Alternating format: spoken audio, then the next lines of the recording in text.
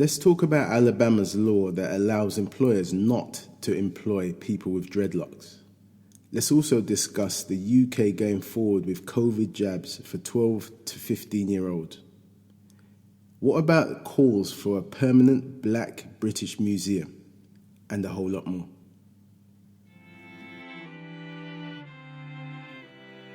This is Pablo from Hackney, and this is Pablo's podcast. Thank you for choosing Pablo's podcast today. Welcome.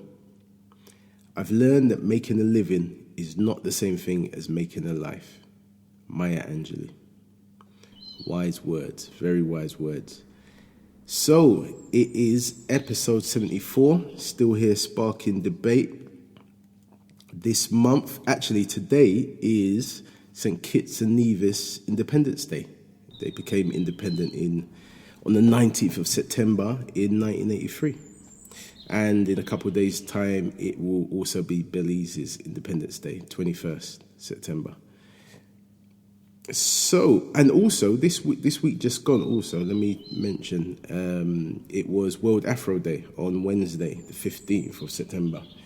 I found out some interesting facts around that 5 years ago in Alabama, they passed a law that employers didn't have to employ people with dreadlocks if they didn't want to. Who knew? Wow. And I'm not even sure. I'm wondering if that is still the case. But it was that and some other things that prompted the founder of World Afro Day to start World Afro Day. So good on her for doing that. Good on her for doing that. So this week we've had the Rated Awards. Most youthful people or people who like music of all genres may be aware, but for those that don't, this will mean absolutely nothing to you. But the Rated Awards is an awards that went on this week. It went on online. And winners, I mean multiple winners of it, but the ones that stood out for me, Album of the Year, for Getz, whose album Conflict of Interest, so he won, congratulations to him. And Track of the Year and Video of the Year, Tion Wayne and Russ, Millions, for the track called Body, which you would have, if you don't know the song, you would have definitely heard it. If you've got a radio in your car or anywhere, you would have heard it throughout the summer just gone. So, but yeah, congratulations to them. Congratulations to them. And as I said, if you don't know that music, I guarantee your kids do, your grandchildren do, etc. But yeah, so it was I mean, a good award show. I mean, they always do. I mean, when it's in person, it's really good. But I think they've really found a way to do it online that is really impactful as well. So hats off to the producers of that as well. So Pele was in hospital. He's 80 years old now. He had surgery to remove a tumour from his colon, and he was initially released, but he was readmitted. But since then, he's actually said that he's recovering well. So yeah, hopefully he will go on to recover fully, and just continue to be the legend that he's been. You know, let's not forget Pele's the only player to have won the World Cup 3 times. You know, so legend in his own right. But yeah, I wish him all the best and long may he be around. This one really blew my socks off when I saw this one. Miss Ireland 2021 was won by a 26-year-old medical scientist, I should say, Pamela Uber. And she's originally from South Africa, moved to Ireland when she was 7 years old with her mum and her 3 siblings. But yeah, she was crowned Miss Ireland 2021 and becoming the first black woman in history to win the title. The competition's been running since 1947, I believe. And yeah, I just, it just kind of blew my mind when I saw it and I saw the visuals of it. I was like, wow, that's great. It's great. We're definitely moving forward in many ways. So yeah, it's going to be interesting what her years, you know, obviously from what I remember about these sort of things, they go around and do various things, a lot of media and PR around them for the year until the next one comes up. So be interesting to hear about what she gets up to. Hopefully it's smooth sailing. Hopefully there are no negative connotations attached to that moving forward. But as she is the first, no doubt, we don't live under a rock, so we do understand it will put some people's nose out of joint, but they will have to address that in their own way. But her statement, she was like, I think she said it was crazy to imagine that in 74 years went before anyone of difference won the competition. So yeah, but she's made history. She's made history over there in Ireland. So yeah, that is definitely interesting and groundbreaking. So Wales I think Wales is the only part of the United Kingdom who have decided to go forward with the COVID events pass. So people will need to prove that they've been vaccinated or they've tested positive from October the 11th. So that's happening in Wales. Anyone over 18 wishing to attend like nightclubs, any large-scale events, anything like that, they have to basically prove that they're fully vaccinated. And they would have had to have shown that negative lateral flow test with results within 48 hours. So yeah, Wales is going forward with that. UK, we're not going forward with that at the moment, but as we know, things are always subject to change. So let's see how that plays out. So there's the new COVID drug for the most vulnerable patients who are unable to build up antibodies in response to COVID. They'll be offered this new drug called Ronapreve, and I'm sure that's how you spell it, Ronapreve, from Monday, basically. So yeah, another new drug on the market. So yeah, this will be our first winter going through COVID with people vaccinated. So it'll be interesting to see. I was just thinking this week. Last year we didn't see any flu type stuff, so it's going to be interesting to see if flu makes an appearance this year. So yeah, let's wait and see. But hopefully we have a smooth and easy, autumn and winter, and yeah, hopefully, fingers crossed.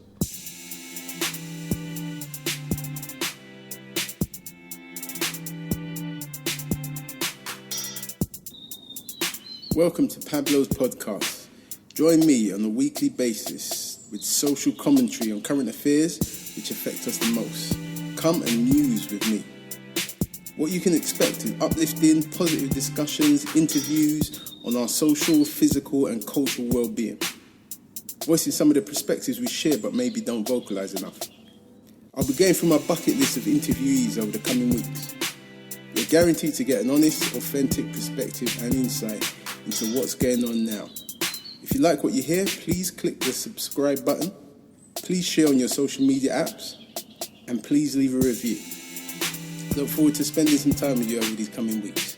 Thanks for joining me. Take care.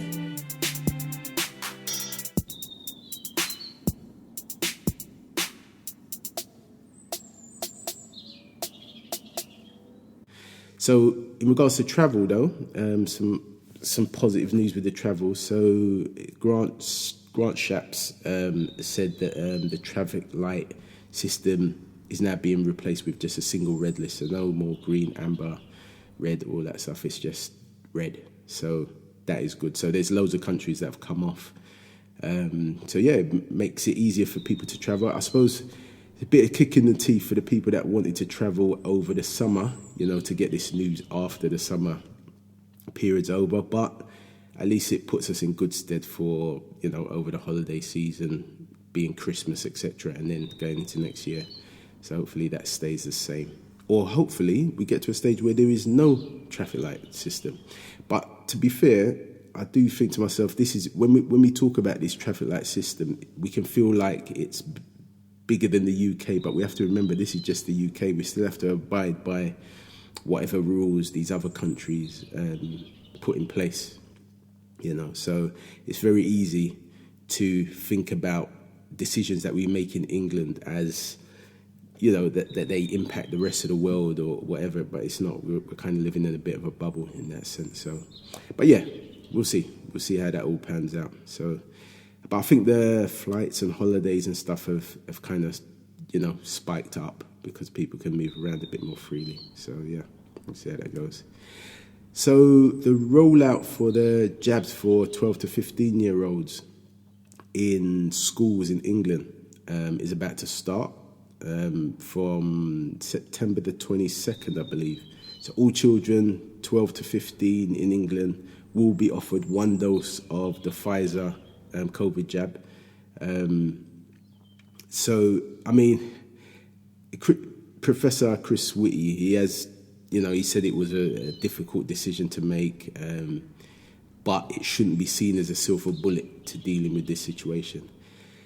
For me, I mean, we have heard from the people that make the medication who have said, you know, they don't advise it, you know, from what they said in recent weeks. But obviously the UK is going against that and they're going forward with it. So yeah, it's going to be, I mean, Chris Whitty said it's a difficult decision. It's going to be a difficult decision for many parents, I can imagine, because it's one thing to say, you know,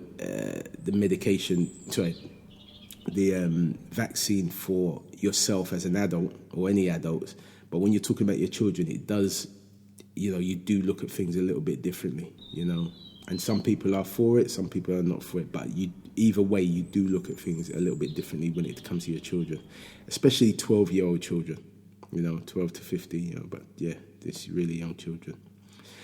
So yeah, we'll see how that plays out over the coming days and weeks.